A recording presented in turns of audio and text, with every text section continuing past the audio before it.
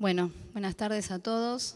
Desde ya agradecer la invitación para nosotros como pacientes, es muy importante como pacientes y como usuarios de las técnicas, es muy importante tener este espacio.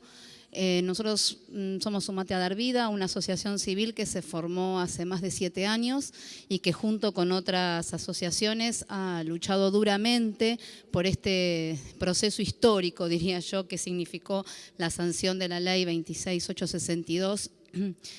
Nosotros nos convocamos en torno a una iniciativa popular y al momento de sanción de la ley nosotros contábamos con 382.288 firmas que representaban la voluntad de muchísimos ciudadanos.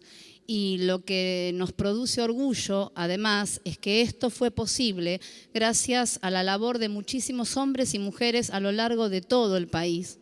Todas las provincias se movilizaron por esto. O sea que fue un reclamo federal. Y muchos de estos hombres y muchas de estas mujeres tuvieron que dejar a un lado el profundo dolor que significaba para ellos no poder concebir naturalmente y transformar ese dolor en acción para toda la sociedad. Por eso, todas estas instancias de debate para nosotros son sumamente importantes, porque hace 7 años, para los que iniciamos la lucha hace 7 años, pero hace muchísimos años más, esto era impensado. Y para nosotros es un gran orgullo que en nuestro querido país, hoy por hoy, se pueda debatir de este modo. Y también es muy importante los avances que se hicieron, no solo en el tema de fertilización, sino en toda la normativa y toda la legislación que se ha podido generar a partir de la lucha de pacientes y usuarios de estas técnicas. Entonces, nosotros vamos a abordar puntualmente 3 puntos que nos resultan interesantes desde nuestro lugar de usuarios de las técnicas. Y bueno, seguramente algunas cuestiones estarán un poco repetidas, pero como dice María Teresa, una de la vicepresidenta de la asociación, nunca está de más repetir, ¿no? Porque de algún modo va quedando. Creo que eso es lo que le quedó a muchos de nuestros representantes, nuestra repetición constante de la necesidad de una ley. ¿Y por qué ahora la necesidad de una ley especial? Ya tenemos sancionada la ley que regula las técnicas, pero las técnicas de reproducción asistida son una realidad desde hace más de 35 años. Hace más de 35 años que estas técnicas se aplican y con éxito. Entonces, es necesario dar debates profundos, pero debates definitivos y tener normas definitivas que regulen estas prácticas para dar además seguridad jurídica no solo a quienes accedemos a las técnicas, sino a los médicos y profesionales que llevan adelante las técnicas y, por supuesto, a los niños que nacen a partir de estas técnicas. Entonces, el debate debe ser profundo, debe ser serio, pero también debe ser definitivo. Entonces, esta ley especial que estamos esperando tenga la media sanción, viene junto con el Código Civil a zanjar esta necesidad que tenemos, ¿sí? Y a poder regular las técnicas para, como decía, dar protección jurídica a todos los miembros, ¿sí?, que participan en estas técnicas. Lamentablemente, a pesar de que existe ya una ley que reconoce, ¿sí?, a las técnicas, las incluye en el PMO, hoy por hoy los usuarios de las técnicas seguimos enfrentándonos con falencias en la cobertura, ¿sí? Porque bueno, algunos resquicios que quedan y que sirven para que los efectores de salud nos nieguen la cobertura, siguen dando lugar a, como decía la doctora Herrera hace un rato, digamos, los amparos, que era lo que hacíamos previamente antes de tener la ley, o a tener que iniciar reclamos en la Superintendencia de Servicios de Salud, que son sumamente engorrosos y que les puedo asegurar que para las personas que necesitan someterse a una técnica para poder concebir naturalmente, ya eso es una carga sumamente pesada, para encima tener que ir golpeando puerta tras puerta y explicar una y otra vez por qué este determinado estudio me lo manda mi doctor y entonces necesito por favor que me lo cubran. Entonces, estas idas y venidas realmente son sumamente angustiantes y sumamente agotadoras. Esta ley especial en algún punto da respuesta a dos de estas cuestiones. Uno tiene que ver con la criopreservación, ¿sí?, de gametos y de embriones, que nuevamente, a pesar de ser conocida como una técnica, o definida, mejor dicho, como una técnica dentro de la Organización Mundial de la Salud, o que la Organización Mundial de la Salud reconoce como técnica, a pesar de que hay un artículo 8º en la ley 26862 que reconoce a esto como una técnica, y que el artículo 2 del decreto reglamentario dice que debe ser cubierto.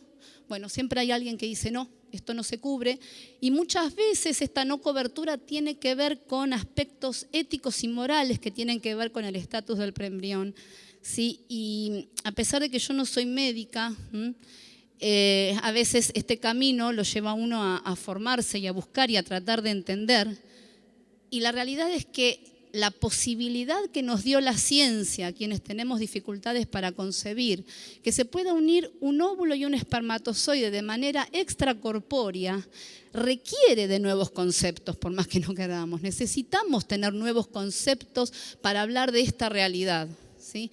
Entonces, el concepto de preembrión, y acá traje una definición que tiene que ver, digamos, con lo que dicen los expertos y con lo que dicen los especialistas en bioética. Cuando hablamos de preembrión, hablamos de un estado evolutivo que se inicia con el ovocito fecundado cigoto y finaliza con la implantación del mismo en el útero materno. Este es el concepto de preembrión. Y es un concepto que fue necesario pensar, porque es una realidad nueva. La ciencia nos permitió pensar en esto. Entonces, cuando hablamos de este preembrión, pensamos en un concepto, ¿sí?, que puede tener potencial desarrollo en más de un individuo, ¿sí? Puede dar lugar a gemelos, puede generar, lamentablemente, y nosotros dentro de la asociación hemos tenido una pareja que vino con este caso, puede generar un tumor, una mole datiforme, un cariocarcinoma, ¿sí?, en lugar de desarrollarse o de llegar a ser una persona. Puede ser portador además de un número de anormalidades genéticas, ¿sí?, que impidan o bien que se implante o bien que una vez implantado el embarazo, digamos, llegue a término, se desarrolle. Y además carece en sí de una constitución estructurada. Es un conjunto de células pluripotenciales, dicen digamos, otros especialistas. O sea, todo esto, ¿a qué conduce? A que no podemos realmente pensar que el preembrión es una persona. De ninguna manera pensamos que no deba cuidarse y no deba protegerse esta nueva entidad, pero no se puede limitar el acceso a una técnica, ¿sí?, argumentando simplemente que estamos ante una persona. Y quisiera leerles una definición que para mí siempre es muy clara, y es un libro al que yo recurrí varias veces cuando, digamos, me tocó exponer, o mismo sentarme a ver, digamos, qué me pasaba a mí, que tenía que recurrir a una técnica de reproducción humana asistida. Esta es una definición de los doctores Coco y Arribere, que son especialistas en temas de bioética. Ellos dicen: razonamientos y argumentos fundados en la realidad biológica e histórica hacen que consideremos que el embrión carece de estatus legal y moral como persona o ser humano, por lo menos hasta los 14 días a contar de la fecundación, en que concluye el proceso de anidación y comienza la diferenciación embrionaria, ya que antes de ese término, tal como lo adelantamos, puede no anidar, transformarse en un tumor o subdividirse gemelarmente, o bien dos huevos fecundados fusionarse y dar lugar a un individuo quimérico. Por ello es que en esta etapa nos referimos a él como preembrión, considerándolo como un conjunto de células representativas de vida humana, cuya consideración no puede resultar distinta a cualquier otro conjunto de células humanas in vitro o in vivo. Entonces, nosotros creemos que esta ley especial, junto con el artículo 19 y 20 del Código Civil, que si bien, digamos, no quedó formulada en los términos que todos deseábamos, igual habla de concepción y fija el tiempo de concepción a partir del logro del embarazo, ¿sí?, dejando el periodo previo del preembrión librado a la interpretación, ¿sí? Pero todo esto confiere viabilidad a la técnica y haría que uno pudiera, digamos, batallar un poco más este tipo de cuestiones cuando se nos dice no a la criopreservación, porque estamos hablando de una persona y estaríamos violando algún aspecto ético moral de esta entidad. El siguiente punto, que es muy importante y que también se ha hablado, así que lo voy a pasar rápido, es el tema de donación. Sí, con la donación también se está negando la cobertura, y la realidad es que esta ley especial especifica claramente un montón de aspectos de cómo debe ser la donación. Habla del altruismo del donante, de la reserva y la confidencialidad para el donante, ¿sí? De la penalización del lucro y de la comercialización. Pero además, y creo que acá es importante volver al concepto de voluntad procreacional que aparece en el Código Civil y en los artículos 562 y 575. Y otra vez, aunque quizás aburra un poco con la lectura, vamos a pensar qué es esto de la voluntad procreacional. Dice: los nacidos por las técnicas de reproducción humana asistida son hijos de quien dio a luz y del hombre o de la mujer que también ha prestado su consentimiento previo, informado y libre en los términos de los artículos 560 y 561, debidamente inscrito en el registro del Estado Civil y capacidad de las personas, con independencia de quién haya aportado los gametos. Entonces, creo que este concepto, junto con los artículos que mencioné previamente y junto con la necesidad de esta ley especial, también allanaría mucho el camino para darle entidad justamente a lo que es la donación de gametos y a poder darle más fuerza al pedido de la cobertura. Por último, queremos resaltar la importancia de incluir a la sociedad civil dentro de lo que sería el Consejo Asesor. Nosotros desde ya nos ponemos a disposición de nuestros representantes para trabajar conjuntamente con ellos, para poder aportar desde nuestro lugar de usuarios de las técnicas a partir de nuestra experiencia y de nuestras necesidades, para construir juntos, digamos, un mejor futuro, para que las técnicas de reproducción humana asistida, que cada vez avanzan más, dejen de ver cercenado esta posibilidad de avance y de conocimiento científico que muchas veces la mala interpretación de la ley y las malas voluntades también, por supuesto, impiden que siga avanzando y que siga mejorando la vida y la calidad de vida de muchísimas personas. Y para terminar, a nosotros siempre nos gusta dejar un pensamiento que es del doctor Ramón Carrillo y que es lo que nos motivó en algún punto a muchos de los miembros de Sumate a Dar Vida a seguir trabajando, a pesar de que algunos tuvimos la dicha de poder ser padres. Pero el doctor Ramón Carrillo decía: solo sirven las conquistas científicas en salud si éstas son accesibles al pueblo. Entonces nosotros les pedimos por favor a nuestros representantes que este proyecto llegue al Senado, que sea debatido, que sea discutido, ¿sí? Porque realmente cada uno tendrá la libertad de conciencia para decidir si hace uso o no de estas técnicas, pero de ninguna manera se le puede cercenar el derecho a los ciudadanos a bregar por ellas, a poder utilizarlas y a poder formar esa familia que muchos desean. Entonces, por favor, le pedimos a los señores senadores que dejen quizás un poco de lado los prejuicios y que nos den una herramienta a los ciudadanos para poder luchar por nuestros derechos reproductivos. Muchas gracias. Bueno, muchas gracias, Romina.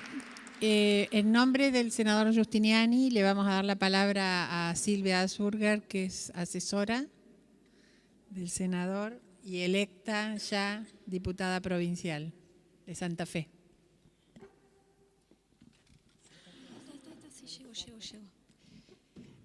Bueno, buenas tardes. Muchísimas gracias a María Luisa Storani y a las organizaciones por la invitación y por la convocatoria a este evento. Estoy en representación, como se dijo, del senador Rubén Giustiniani, que se había comprometido a estar y no ha podido hacerse presente. El motivo es en el mismo sentido que lo expresaba el diputado Manuel Garrido, de venir a expresar su voto favorable y su apoyo a la sanción de esta ley tan importante. Y pensaba yo, al escuchar las participaciones que nos precedieron y sobre todo cuando la doctora Marisa Herrera hablaba del derecho a la conformación de una familia, que esta ley también forma parte de un derecho humano elemental que es el acceso a los derechos sexuales y reproductivos, que en el Parlamento se discutieron y tuvieron enorme oposición, pero finalmente sale en ese año, en el 2002, el programa nacional. Y en ese momento estaba la discusión centrada fundamentalmente en el derecho a decidir cuándo y qué cantidad de hijos tener, pero sobre todo a la anticoncepción. Y todo el debate se basa en el derecho al acceso a la anticoncepción, con en ese momento todos los avances científicos y las diferentes modalidades de anticoncepción que existían. Yo creo que en ese debate omitió también el derecho sexual, que significa, y reproductivo, al derecho a la fertilización asistida. Afortunadamente existen ustedes, las organizaciones, que han sobrepasado el derecho personal, la motivación personal, y se han incorporado a organizaciones de la sociedad civil buscando este derecho para todos y para todas. Y bueno, tuvimos el debate en su momento de la ley de acceso a las técnicas y hoy estamos en este debate. Los sectores que se han opuesto desde aquellos años, en el año 2002 hasta hoy, son siempre los mismos y son los que, con los que tenemos que seguir luchando y debatiendo para que finalmente esta ley se apruebe. Y aquí se hacía una equiparación en un momento con también el derecho al aborto legal, que no exista una regulación, como estamos impulsando en esta ley, de las técnicas de fertilización asistida, no quiere decir que las técnicas no se usen.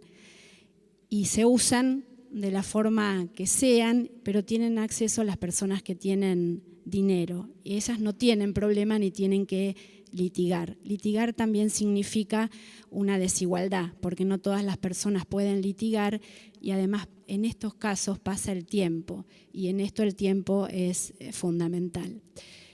Y yo lo comparaba con el derecho al aborto legal, porque en el caso del aborto también es la misma situación, o sea, que no se hable, que el Parlamento no se exprese en este sentido, significa que las personas que tienen recursos van a seguir accediendo al aborto y las personas que no tienen acceso se van a seguir muriendo. Así que insisto en todo el apoyo del senador a que se debata y se apruebe la ley, y una insistencia también a las organizaciones a que sigan trabajando para que finalmente se apruebe. Las leyes fundamentales en la última década y aquellas que han tenido mayor resistencia, como las mencionaba María Luisa, la ley de matrimonio igualitario, la ley de identidad de género, la ley de muerte digna, han sido impulso de las organizaciones y por eso el Parlamento las tomó y las aprobó. Así que van a seguir teniendo mucho trabajo y ojalá antes de fin de año tengamos ley. Muchas gracias. Muchas gracias, Silvia Ausburger. Quería mencionar la adhesión y también la voluntad de favorecer el debate del presidente del bloque de la Unión Cívica Radical, el senador Gerardo Morales, que no ha podido asistir, y también del presidente del bloque de la Unión Cívica Radical, Mario Negri, de Diputados Nacionales. O sea, ya pasó en diputados, pero sí la voluntad del senador de auspiciar desde el bloque de la Unión Cívica Radical este debate. Va a hablar ahora la organización Concebir, Isabel Rolando.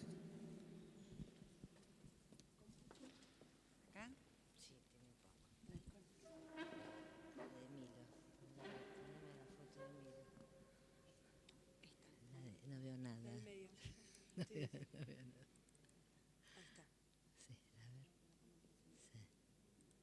Sí, a ver, corre que se ve, que voy a tirar el agua ahí.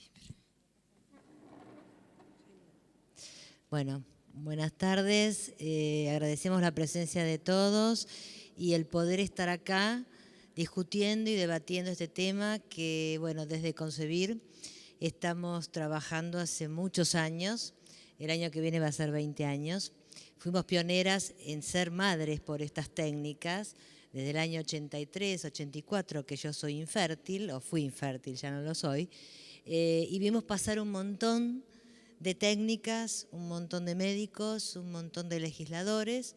A partir del año 96 estuvimos trabajando hasta hoy, desde el año 96 hasta hoy. Hemos visto pasar infinidades de proyectos que, como decía antes la diputada Mara, habría que diferenciar lo que es el dogma del Estado laico, porque en ese entonces, si hoy hay problemas, en ese entonces había muchísimos problemas, porque nosotros éramos las inmorales, las que desvirtuábamos el acto sexual con respecto al nacimiento de un hijo. O sea, hemos escuchado infinidades de barbaridades en ese momento. Hoy el tema se habla muchísimo más, por suerte, ya somos personas que hacemos tratamientos, no porque se nos dé la gana, porque no adoptan, porque hacen estos tratamientos. En esa época no había ley, se hacían amparos. Y estuvimos trabajando por dos temas específicos. Lo que hablaron recién, la salud reproductiva, que en su promoción y promover la salud reproductiva, pero que hablaba obviamente solamente de anticoncepción, que es lo que nosotros ahora vamos a debatir la semana que viene en Brasil, para que toda Latinoamérica pueda tener una ley de reproducción humana asistida, porque en Brasil, por ejemplo, está incorporada la fecundación asistida en la ley de salud reproductiva y es lo mismo que nada. Hemos creado para eso la Red Trascender en el año 2012 y, como se dijo también en esta mesa, Argentina es pionera desde lo científico y desde lo legal en Latinoamérica. Cuando fuimos al primer congreso realmente nos sentimos muy halagadas, porque por más que tenemos problemas y seguimos teniendo problemas, científicamente y legalmente somos los pioneros en Latinoamérica. El problema de Costa Rica, que fue el primer país latinoamericano que tuvo ley, pero prohibía las técnicas. Y a pesar de la denuncia de la Corte Suprema de Derechos Humanos, ayer, todavía están con muchos problemas porque el sistema legislativo está en contra por una cuestión puramente dogmática, y realmente estamos en conexión con la gente de Costa Rica y realmente tienen muchos problemas y muy graves. Volviendo a nuestro país, agradecemos la ley 26.862 que salió. Nosotros hemos presentado desde concebir 5 veces nuestro proyecto, desde el año 96 hasta el año 2008. La idea fundamental era que salga una ley completa desde la cobertura, la reglamentación y la regulación, como en la mayoría de los países avanzados, donde las leyes más restrictivas o menos restrictivas salieron enteras. Hubo un approach en el 2011 que lamentablemente fue un 30 de noviembre negro porque cayó, pero seguimos adelante. En el 2008, 2007 nos incorporamos, gracias a Sumate salimos a la calle. Nosotras no éramos de salir a la calle, estuvimos siempre acá adentro, y salió la ley. No salió la ley ideal, la hemos discutido mucho en Comisión de Salud, en su momento con la Presidente, no tuvimos cabida en algunos cambios, en muchos cambios, y tuvo la reglamentación. No fuimos convocadas a la reglamentación, o sea, no es que nos estamos quejando, yo voy a decir todas las realidades y no voy a repetir ni soplar todo lo que se dijo porque está muy bien. Pero voy a ser un poco crítica. No nos han llamado en la reglamentación y lo que no está escrito se lo lleva el viento. Por eso nosotros hoy día tenemos problemas con esos puntos que dijeron anteriormente, sobre todo con la cobertura. Una ley no puede determinarse por libres interpretaciones y por cuestiones económicas de las prepagas u obras sociales, sobre todo de las prepagas. Por ejemplo, OSDE hizo su ley de fertilización asistida. Fue la primera que tuvimos trabas y realmente nos cuesta mucho con el tema de prepagas. La reglamentación estaba prevista en 180 días. De un día para el otro salió la reglamentación. No se puede. La reglamentación tiene que ser con la convocatoria de las partes que integran esa ley. O sea, los médicos, las prepagas, las obras sociales y las ONG y los pacientes, como fue en su momento con restricciones la ley de la provincia de Buenos Aires 14.028, que por suerte ya adecuó a la ley nacional. No fuimos convocadas y por eso las prepagas y obras sociales se agarraron de esos oscuros grises que existen en la reglamentación, que no existe la palabra integral. Por eso las obras sociales prepagas toman la medicación como si fuera la medicación de otra enfermedad, el 40 o el 50%. Y volvemos a la superintendencia y volvemos a judicializar, y donde se ha visto que teniendo una ley del que salió del Congreso de la Nación, tengamos que ir a la justicia, con la salvedad que depende qué juez nos toque, si es dogmático o no dogmático, si somos inmorales o no somos inmorales. Esos son todos los argumentos que nosotros estamos escuchando. ¿Qué pasa con el Código Civil? Como dijo Marisa, tendría que haber sido primero el código, después la ley, pero bueno, el orden de los factores sí altera el producto en este caso, pero bueno, es lo que hay. Entonces, ¿qué pasa con el 5 de junio? Ya hablamos que tenemos problemas, sobre todo con la medicación, con la congelación. No vuelvo a repetir lo mismo por el bendito estatus del embrión, artículo 19, etcétera, etcétera. Rabinovich, 2004, que fue el tutor de nuestros embriones congelados. Particularmente nos hemos encontrado en miles de programas de televisión sin poder decir que nosotros eran nuestros los embriones. No, no eran nuestros. Después bajó Rabinovich y hoy está vigente, lamentablemente, con una persona que no sabemos quién es el tutor. Por eso, actualmente, los centros de fertilidad tienen que anualmente determinar cuál es la cantidad de embriones que tienen congelados y no pueden donarlos a otra pareja que quisiera, a pesar de que falta esta media sanción de la regulación que solucionaría y bajaría la medida cautelar de Benito Huiraldes, que era el juez, ¿sigue siendo? Bueno, que lamentablemente sigue siendo, y le dio lugar a Rabinovich, que era totalmente una persona... Bueno. ¿Qué pasa con el Código Civil? El Código Civil realmente refleja en muchos artículos derechos, pero remite a la ley especial. Esos derechos ya lo habló perfectamente Marisa y todos en la mesa. El que nosotros queremos destacar, más allá de la afiliación, voluntad procreacional, registro de donantes. Ahí voy al punto, en 2 puntos dentro de ese mismo punto. Registro de donantes. Nos están negando la donación porque alegan que no hay regulación del registro de los donantes, si es el huevo o la gallina. El REFES, que es el registro del ministerio, estuvimos discutiendo y fuimos a denunciar a la superintendencia, al Ministerio de Salud, y existe lo que ellos llamaron banco de gametas, que hablando con la Sociedad Argentina de Medicina Reproductiva, con la cual trabajamos muchísimo, no existe el banco de óvulos por ahora, el banco de semen sí. ¿Y qué es lo que está pasando? En la ciudad de Buenos Aires, que no adhirió a la ley nacional, no sabemos si es por eso o porque no está la regulación, ninguno de los bancos, entre comillas, de gametos está habilitado, por ende están negando la donación de gametos a la pareja heterosexual, a la mujer sola y a la pareja igualitaria, en este caso solamente cubriría la mujer, la pareja homosexual mujer, porque la pareja gay, porque en el Código Civil, estando el vientre subrogado, lo han sacado, que fue otro problema. Por eso nos niegan la donación de gametos por la ley de cobertura, porque no estuvo bien reglamentada, porque la ciudad, porque habla de que la tiene que habilitar la jurisdicción que corresponda. La jurisdicción que corresponda, Cava no la habilita. Y porque no hay ley de regulación. Eso es lo que nos está pasando hoy día. Y otro punto que desde Concebir, y especialmente Gallardón, el derecho a la identidad de los chicos nacidos por las técnicas. Nosotros podemos elegir, o nos toca en la vida ser infértiles, o necesitar de la otra parte, mujeres solas u homosexuales. Elegimos. El donante elige donar. El chico no elige nada, nace. Entonces, estamos pensando en nuestro problema, en el problema de los donantes, en el problema de los médicos, en el problema de la ley, pero no estábamos pensando en el niño nacido.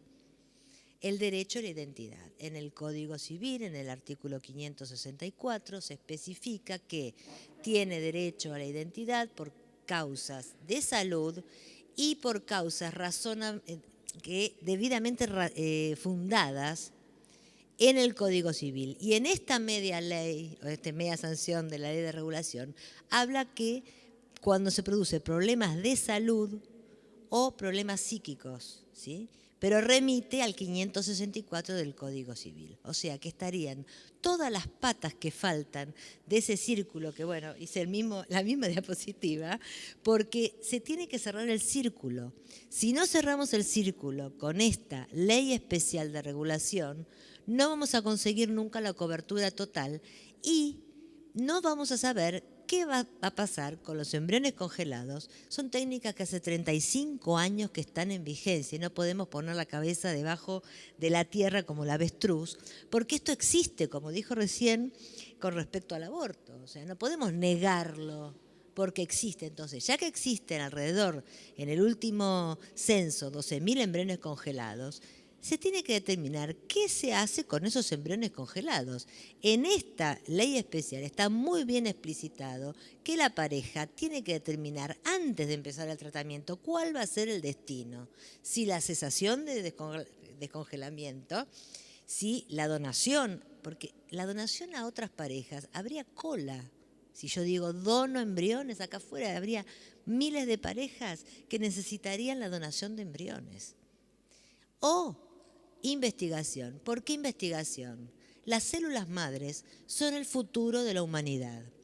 No voy a hablar de células madres porque es infinitesimal lo que se puede hacer, no lo vamos a ver nosotros quizás, pero el embrión es el mayor productor de células madres totipotenciales que pueden salvar vidas desde un Alzheimer, desde un infarto, desde una leucemia, hoy ya desde una leucemia. Entonces, no podemos negar el futuro de la humanidad con las células madres.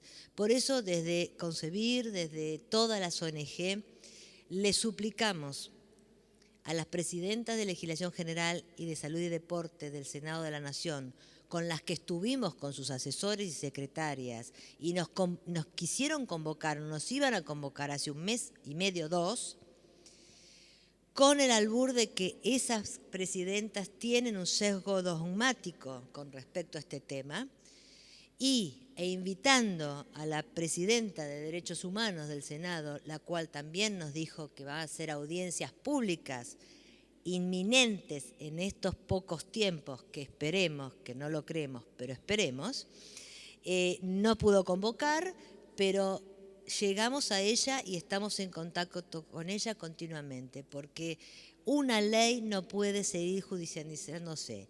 Y lo último que quiero decir es que el 3 de agosto va a entrar en vigencia el Código Civil. El Código Civil, el único tema que llama a una ley especial es el tema nuestro. Si el 3 de agosto, para el 3 de agosto no está esta ley especial con esta media sanción del Senado, haremos un amparo para que esta ley salga por otra vía. Por las vías estas no sé si saldrá, pero vamos a hacer acciones legales porque para que se pueda cumplir el Código Civil tiene que estar la ley especial. Así que agradecemos infinitesimamente estas charlas y que nos puedan escuchar porque necesitamos de la ayuda de todos, porque nosotros trabajamos muchísimo junto a todas las ONG, hemos hecho marchas, contramarchas, vientres de luz,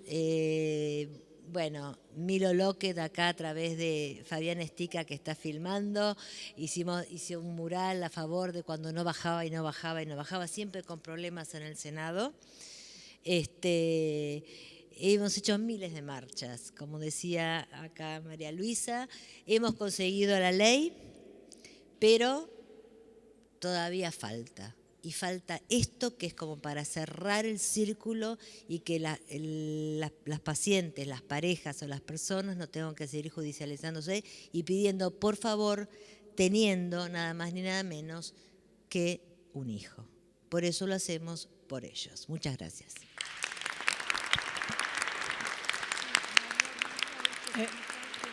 Sí, muchas gracias, Isabel. Acá Norma quiere...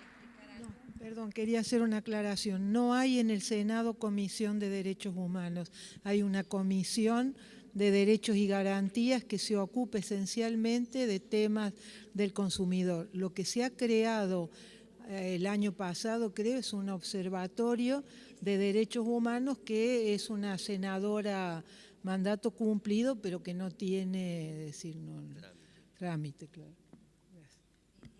Claro, no tiene el proyecto, la medida de sanción no tiene trámite, no pasa por esa, no es una comisión. Bueno, le agradecemos a Isabel sus palabras. Queda abierta por si hay alguna pregunta. No sé si quieren hacer alguna pregunta a las personas que están aquí presentes. Está todo clarísimo. Bueno, en realidad les digo que hemos convocado a las comisiones, al observatorio, de este observatorio que se mencionó, para que fueran convocantes con la iniciativa de la Vicepresidencia Segunda de la Cámara de Diputados de la Nación, que tuvo la iniciativa conjuntamente con el Observatorio Radical, y no logramos el apoyo para esta jornada. Así que este es un primer puntapié.